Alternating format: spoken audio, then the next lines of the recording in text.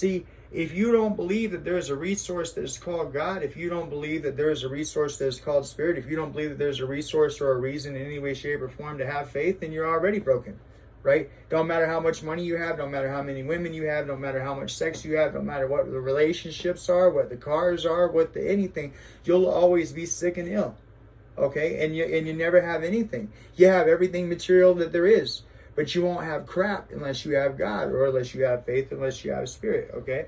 And so, reading I say all this to you is it's like this, okay? So you're coming from this lack mindset.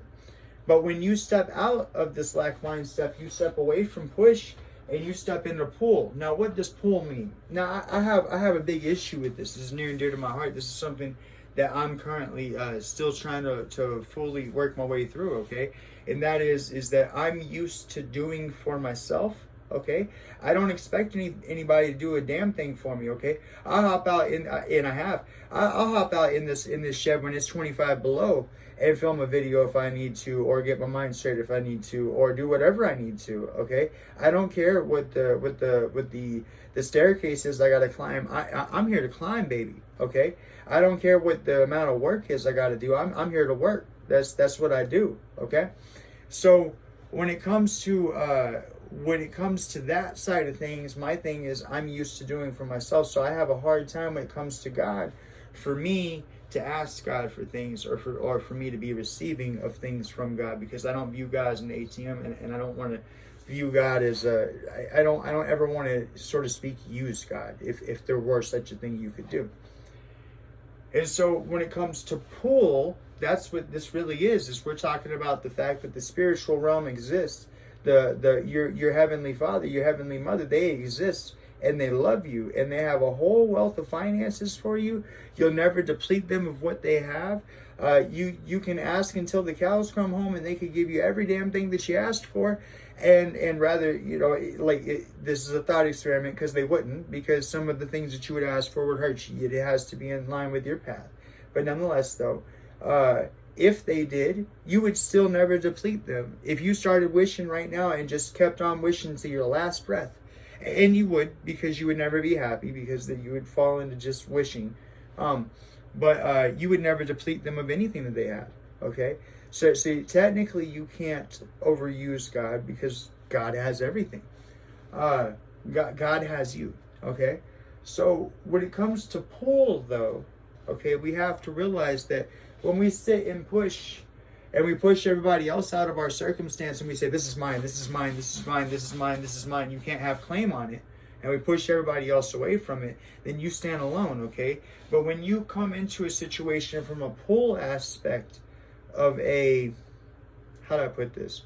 Of a Spirit loves me, God loves me, things are brought to me as blessings, and rather I perceive them as good or bad, it doesn't matter. See, that's something that I tell people.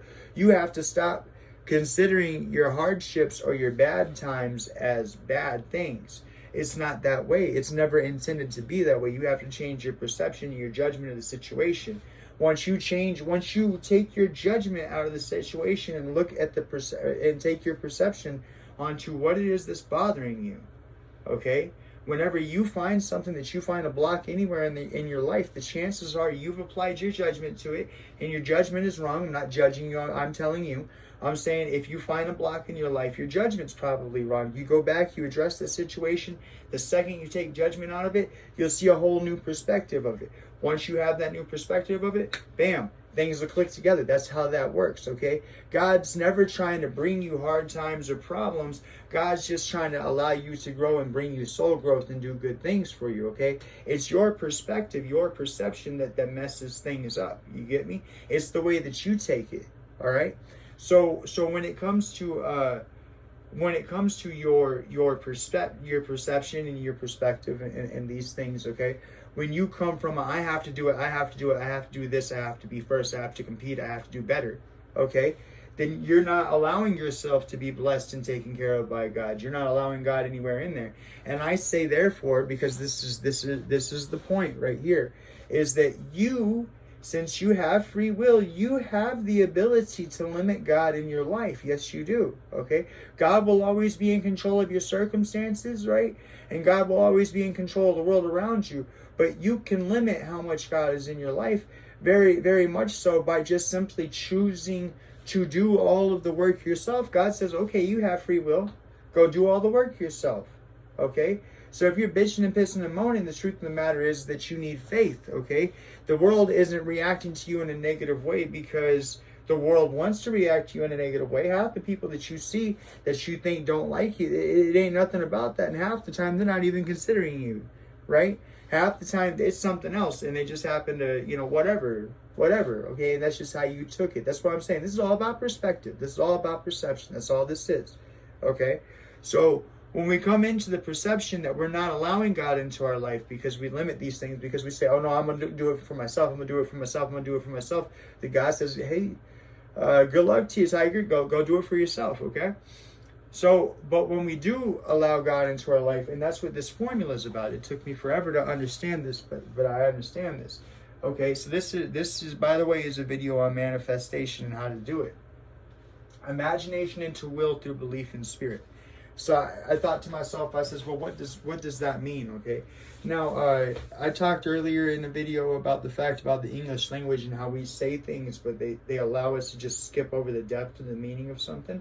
And so I'm going to take a second to identify a few words in here, right? So we have imagination. We've already went over that. We know what that is. Into will, we've already went over that. We know what that is. Will, your free will. Okay, so you can manifest your imagination through your free will. Okay. Through the belief in spirit. Okay? So, here's what we need to address. Belief and spirit.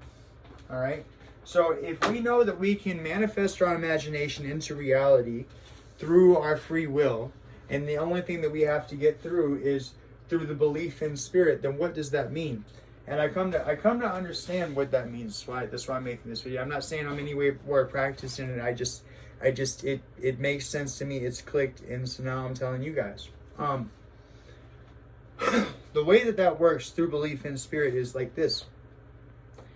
Is if you believe that there exists a heavenly realm, and you believe that spirit is in the world, then you know all you have to do? We can shorten this phrase up. You know all you have to do? I guess it won't be a full shorten because it's still 2 words. You have to relax and surrender.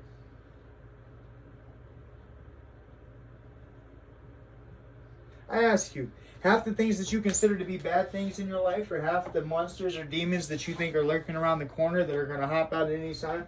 It's like, for example, I went swimming in the ocean. I'm sure a few of you guys have too, right?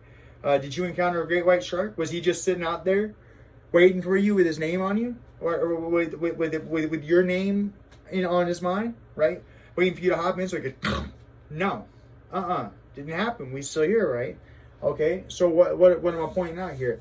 I'm pointing out the fact that half or more of just the garbage and filth that you beat yourself down with every single day, of you thinking that these things are going to happen to me, this is going to go wrong if I do this, that's going to happen if I do that, they never happen, right? So you're just over here draining your energy. You're just over here spinning a little hamster wheel, sitting in one spot doing nothing, okay, but tearing yourself down, okay? Meanwhile, the truth of the matter is that when you're sitting in there turning that hamster wheel, okay, you're not, and I'm sorry to put it this way, I'm not trying to put judgment, you're not believing in God, okay? You're not believing in spirit. You're not believing in a heavenly realm. Because if you believe in a heavenly realm, if you believe in God and you believe in spirit, then it works like this. Through belief in spirit is to relax and surrender. Because God's got you, baby, right? Either you believe or you don't believe. And if you believe, all you need to do is believe, is to have faith. Well, what is faith? Faith is to relax and surrender, okay? So if you really walk with God, if you really have a relationship with God, if God really got your back, if all that sort of stuff, you ain't got nothing to worry about. And the more that you don't relax and surrender, and the more that you go out anxiously, right? grabbing onto things, saying this is mine, putting ownership on things, saying you have to have this, all that stuff coming from a lack mentality and saying that you got to go do things, then the only lack is going to be God in your life. And that's because you're not allowing God in.